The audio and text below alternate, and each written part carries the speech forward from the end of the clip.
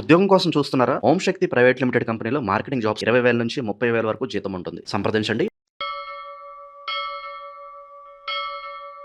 ప్రస్తుతం మనతో పాటు ప్రముఖ ఆధ్యాత్మికవేత్త, వేదిక్ ఆస్ట్రాలజర్ గోనుగొంట్ల సురేష్ బాబు గారు ఉన్నారు. గురువు గారితో మాట్లాడతాం. నమస్కారం గురుగారు. మణికంఠ గారు నమస్కారం అండి. కర్కాటక రాశి వాళ్ళకి ఈ ఆగస్ట్ నెల 2026 ఓవరాల్గా ఎలా ఉండబోతుంది? ప్లస్లు మైనస్లు ఏ విషయాలు ఎక్కువగా జాగ్రత్తగా ఉంటే ఈ నెల వేళ కలిసి వస్తుందంట? ఓం గం గణపతియే నమః. స్వర్ణలక్ష్మి నమస్తే అస్తు. పరబ్రహ్మ స్వరూపిణి రాజ్యం దేహి ధనం దేహి సర్వకామాంచ దేహి మే. ఆగస్టు మంత్లో ప్రతి ఒక్కరికి స్వర్ణలక్ష్మి అమ్మవారు, మన రాబోయేది కూడా శ్రావణ మాసం లక్ష్మీ అమ్మవారికి సంబంధించిన మంత్ కాబట్టి ప్రతి ఒక్కళ్ళకి ఒక అధికారాన్ని, లీడర్షిప్ని, నాయకత్వ లక్షణాలు ఇవ్వాలని, ప్రతి ఒక్కళ్ళకి సమృద్ధిగా ధనం ఇవ్వాలని, ప్రతి ఒక్కళ్ళు ప్రతి నిమిషం ఆనందభరితంగా ఉత్సాహంగా ఉండాలని, అంతేకాకుండా సర్వకామాంచ సిద్ధి, వాళ్ళ మనసులో ఎలాంటి ధర్మబద్ధమైన కోరికలు ఉన్నా అమ్మవారు ఇమ్మీడియట్గా నెరవేర్చాలని చెప్పేసి మనం కోరుకుంటూ ఆగస్టు మంత్ యొక్క విశిష్టత, అందులో ఉన్న 12 రాసుల యొక్క విశిష్టత ఏంటో మనం చూసుకుందాం. సో ముందుగా మనం 12 రాసుల వరకు ఫలితాలు చెప్పుకోబోయే ముందు ఈ యొక్క ఆగస్టు మంత్ యొక్క విశిష్టత తెలుసుకుందాం. ఇందులో మీరు చెప్పిన విధంగా చాలా పండగలు, చాలా మార్పులు ఉన్నాయన్నమాట. అందులో ముఖ్యమైనది ఏంటంటే ఈ మాసం వచ్చేటప్పటి సంకటహర చతుర్థితో స్టార్ట్ అయ్యి మళ్ళా సంకటహర చతుర్థితో క్లోజ్ అవుతుంది అనమాట. అంటే 2 సంకటహర చతుర్థుల మధ్య ఈ మాసం అంతా ఉంది. ఇందులో ముఖ్యంగా 2-3 ఉన్నాయండి, అందరూ తెలుసుకోవాల్సింది. ఒకటి వచ్చేటప్పటికి మనకి ఇందులో శ్రావణ మాసం స్టార్ట్ అయిపోతుంది.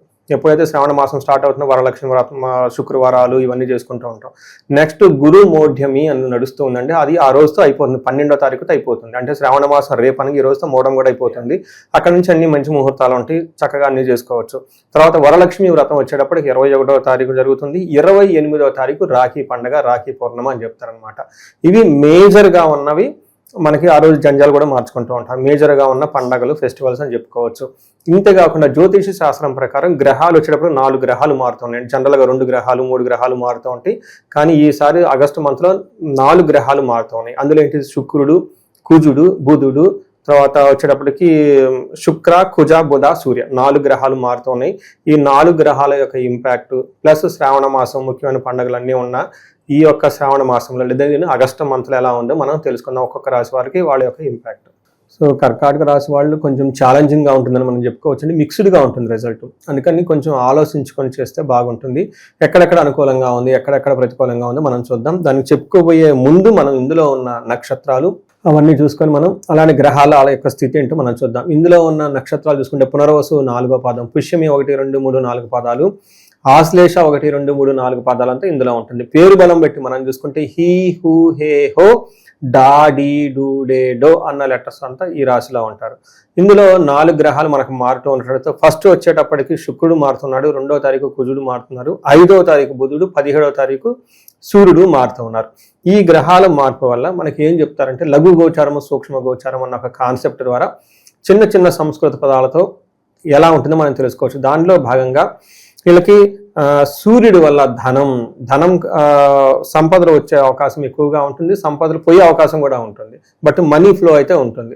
నెక్స్ట్ 12 దాంట్లో కుజుడు ఉండటం వల్ల వ్యాధ్యార్థి, అంటే వ్యాధుల వల్ల ఇబ్బంది పడే అవకాశం ఎక్కువగా ఉంటుంది, హాస్పిటల్స్ వెళ్ళే అవకాశం ఎక్కువగా ఉంటుంది.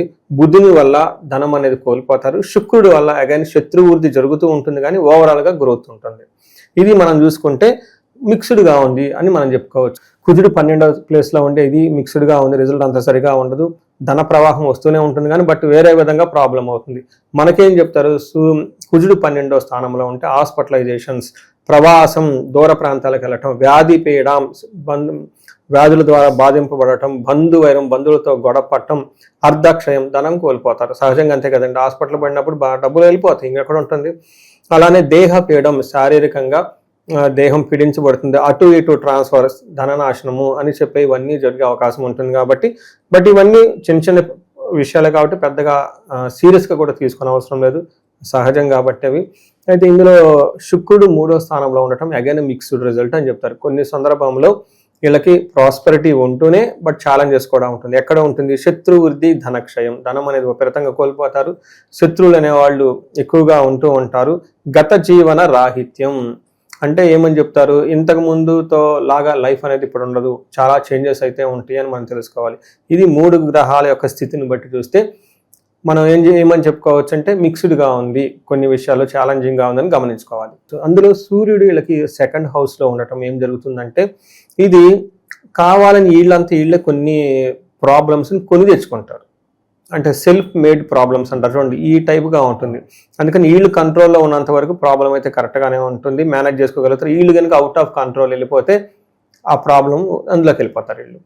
So either you control or something else will control అని చెప్పేసి ఒక ఇంగ్లీష్లో సామెత ఉంటుంది. అందుకని ఇప్పుడు మనం కంట్రోల్లో కనుక లేకపోతే వేరే వాళ్ళు మనం కంట్రోల్ చేసేస్తూ ఉంటారు. లైఫ్లో ఎప్పుడు అంతే కదండి, మన ఇష్టం వచ్చిన మనం వెళ్ళామనుకోండి, కంట్రోల్ లేకపోతే వేరే వాళ్ళు దాన్ని కంట్రోల్ తీసుకోండి. ఇప్పుడు వెహికల్ ఎలా పడితే అలా డ్రైవ్ చేసేసామనుకోండి, ఏదో ఒక టైంలో వేరే వాళ్ళ కంట్రోల్లోకి మనం వెళ్ళిపోతాం. అందుకని చెప్పేసి కంట్రోలింగ్గా ఉండవలసిన మంత్ అని మనం చెప్తాం. అది నేను చెప్పలేదండి, మహర్షులు మనకి ఏం చెప్పారంటే, 2వ స్థానంలో ఎప్పుడైతే కనుక సూర్యుడు ఉంటారో వీళ్ళకి హీనత్వం, దుష్ట సంసర్గో, మనస్తాప శిరోవిధ, నిష్ఫలం కృషి వాణిజ్యం విత్తరాశి గతో అంటారు.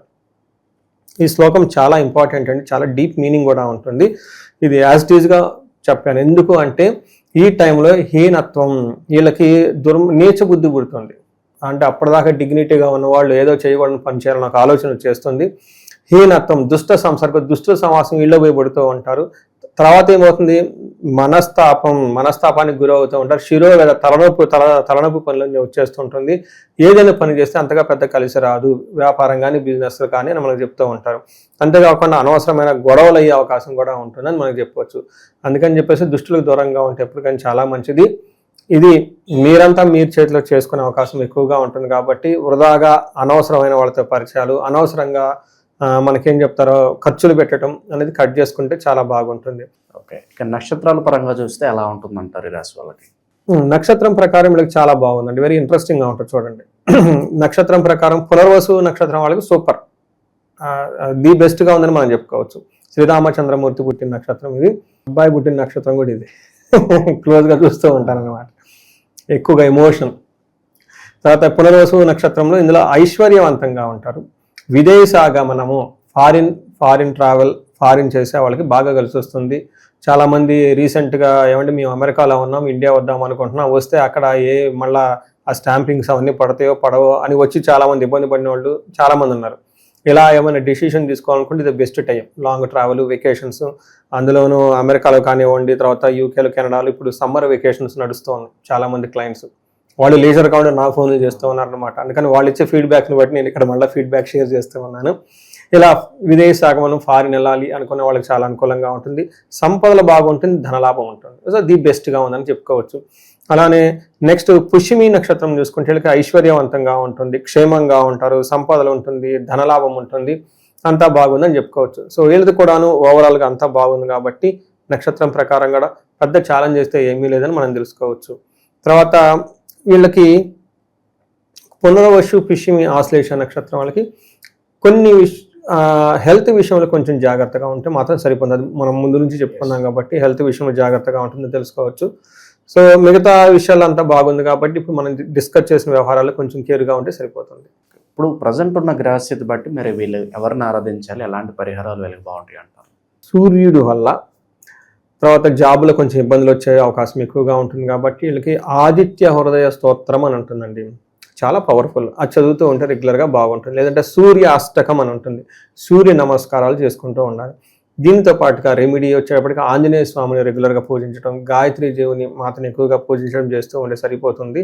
సో ఈ రెండింటికి సంబంధించిన పరిహారాలు చేస్తే సరిపోతుంది. ఇంకా ఎవరికైనా కనుక కొంచెం ప్రాబ్లంగా ఉందంటే వీళ్ళకి కొన్ని విశేషమైన పూజలు ఉంటాయండి. అందులో ముఖ్యంగా వచ్చేటప్పటికి వీళ్ళకి మృత్యుంజయ మంత్రం అని ఉంటుంది, దాన్ని జపించుకోవటం, మృత్యుంజయ పాశుపత అభిషేకం చేయించుకోవటం, ఇలా ధనానికి సంబంధించి అగైన్ మనకి స్వర్ణలక్ష్మి విశేషం హోమం చేయించుకుంటూ ఉంటే చాలా బాగుంటుంది. మణికంఠ గారు నేను ప్రతిసారి చెప్తూ ఉంటాను, మనం ఇప్పుడు ఏదైతే చెప్పుకున్నామో దీన్ని గోచార ఫలితాలు అంటారు, లేదంటే కరెంట్ రాశి ఫల ట్రాన్జిట్ రిజల్ట్ అని చెప్తూ ఉంటారు ఇంగ్లీష్లో. వీటి యొక్క ఇంపాక్ట్ ఒక 30% మాత్రమే ఉంటుంది, మ్యాక్సిమం 40 ఉంటుంది, కొంతమందికి 20% ఉంటుంది. బట్ ముఖ్యంగా వాళ్ళ ఇండివిజువల్గా జాతకం చూపించుకోవడం చాలా ఇంపార్టెంట్. అందులో వాళ్ళ యొక్క వ్యక్తిగత జాతకంలో దశలేంటి, భుక్తులేంటి, ఇంకా ముఖ్యంగా వాళ్ళకి ఏమైనా గ్రహ దోషాలు ఉన్నాయా, శాపాలు ఏమైనా ఉన్నాయా అనేది చూపించుకోవడం చాలా చాలా ముఖ్యం. పర్టికులర్గా నేను రీసెర్చ్ చేస్తున్నానంటే ఎవరికైతే ఏజ్ 40 +or-5 years, లేదంటే 45 అండి +or-5 years ఉండి, అంటే ఇటు పక్కన 40 to 40-50 వరకు ఈ మధ్యలో ఉన్న వాళ్ళు ఎవరైనా ఉండి, అంటే వాళ్ళకి సక్సెస్ఫుల్గా ట్రాక్ రికార్డు ఉంటుంది. కొంతమందికి వాళ్ళు అప్పటిదాకా సీనియర్ మేనేజర్గా చేస్తుంటారు, అప్పటిదాకా బిజినెస్లు చక్కగా చేస్తుంటారు, చక్కగా ఒక స్మూత్గా వెళ్తున్న వాళ్ళు సడన్గా జాబ్ కోల్పోవటం, లైఫ్లో స్టాగ్నేషన్ రావటం, గ్రోత్ లేకుండా ఉండటం, డైరెక్షన్లెస్గా ఉంటూ ఉంటారు. దీనికి కారణం ఏంటంటే మిడ్ లైఫ్ క్రైసిస్ అని చెప్పేసి జనరల్గా అందరూ చెప్పి వదిలేస్తుంటారు. లేడీస్కి అయితే మెనోపాజ్ అని చెప్పేసి, జెంట్స్కి అని చెప్పేసి రకరకాల హార్మోనల్ చేంజెస్ అని చెప్తూ ఉంటారు అనమాట. బట్ జ్యోతిష శాస్త్రంలో దీనికి చాలా మంచి చక్కటిగా వివరణ ఇస్తూ ఉంటారండి. అంటే మనకు ఒక్కొక్క దశలో కొన్ని అరిష్టాలు ఇలా రకరకాలు వస్తూ ఉంటాయి. బట్ ఈ టైంలో ఈ ఏజ్లో కనుక ఎవరికైనా ఇలా ఉంటే దానికి వాళ్ళకి శాపాలు అని ఉంటాయి. రకరకాల శాపాలు అంటే మాతృశాపం, పితృశాపం, సర్పశాపం, అంతేకాకుండా గ్రహ దోషాలు అని ఉంటాయి అనమాట. కాలసర్ప దోషం అని, తర్వాత త్రిపిండి దోషం అని, చాలా మందికి తెలవదు ఉన్నాయి అనుకుని కూడా.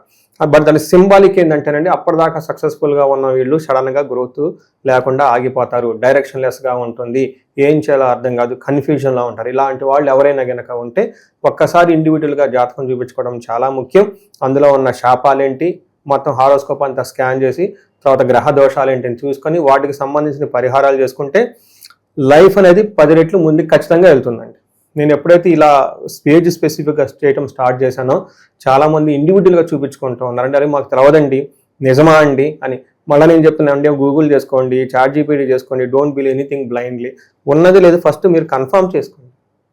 First opinion, second opinion, third opinion చూసుకోండి, ముందు అర్థం చేసుకోండి ఇది రీజన్. ఆ తర్వాత పరిహారాలు కూడా ఈ రోజులో చాలా సింపుల్. ఇంత ముందుతో కంపేర్ చేస్తే చాలా రేట్ వైజ్ కానివ్వండి, చేసే యాక్సెస్ టెక్నాలజీ కానివ్వండి చాలా ఈజీగా చేసుకోవచ్చు. అలా ఇలా మనం చెప్పుకున్నట్లు ఎవరైనా కనుక ఏజ్ బ్రాకెట్లో ఉండి సడన్గా కనుక స్టాగ్నేషన్గా ఉంటే ఒకసారి ఇండివిజువల్ హారోస్కోప్ చెక్ చేసుకొని మీరు అందరూ చక్కగా జీవితంలో 10 రెట్లు ముందుకు వెళ్ళాలని చెప్పేసి నేను కోరుకుంటున్నాను. మంచి విశ్లేషణ అందించారు. ధన్యవాదాలు. ధన్యవాదాలు.